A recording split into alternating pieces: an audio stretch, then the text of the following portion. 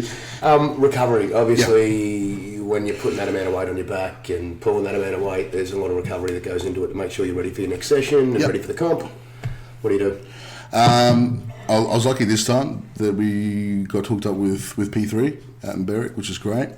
I do a lot of sort of myofascial work outside of the gym, just rolling and things like that, sticking at home. But look, other than that, there's nothing fancy. Just contrast training. Massage. Some massage. Even this time, I didn't have a whole lot of massage, but I attribute my I'm going to say lack of requisite for massages. I attribute it to the execution of my training and the quality of my training, the quality in my technique. If everything is firing properly, obviously after a while there's only so much the body can take, but you shouldn't need to be, getting into daily, weekly, bi-week, two massages a week and things like that. Mm-hmm. Unless you really need to. If you really need to, there's obviously a problem there. Yeah, but prevent it as much as you can. Yeah, obviously eating enough food, but like I said, I think a lot this time in particular was attributed to a lot of contrast training and obviously upping that sort of upping that sort of output. Yeah, cool. Next thing we got down here is DEXA scans. So you went and got a DEXA post Big Dogs, and then another one just prior to Pro Raw.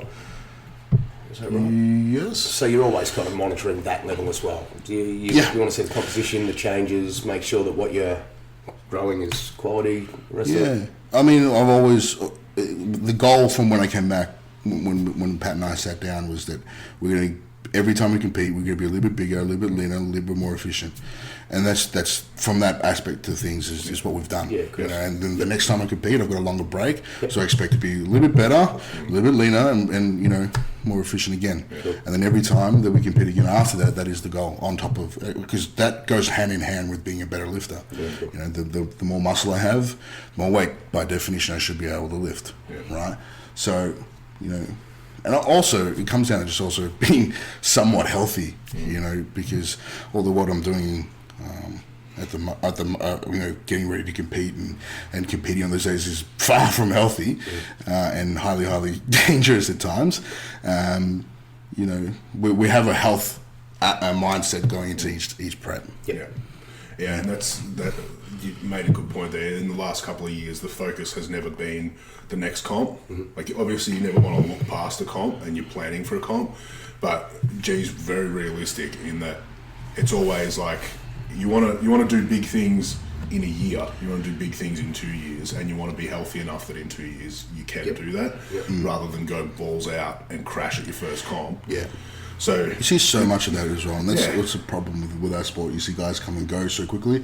Ed used to say the same thing to me all the time: is that you see guys come in, they're fucking strong and big and muscular and things like that, but they're gone in a year or gone in 2 years because they put their bodies through so much so quickly. There's no science, there's no sense behind it. It's just a flash of the pan stuff. Yeah. People don't remember your fucking name. Right. You've done this for a year, done this for 2 years. Yeah. Everyone remembers Ed Cohn and guys like that because he did it.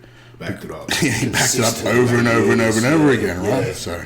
Yeah. But the other benefit with the DEXA, aside from obviously tracking where he's going, is that it gives us a realistic figure of how much muscle mass he's actually carrying, which means we can then base his nutrition around it. Well, so we can work out calories, we know what he needs, we can make minor adjustments, again, so that in 2 years' time, if you look at the photos or videos from comps, or even just training or whatever from a couple of years ago to now, G is around the same comp weight, but remarkably different.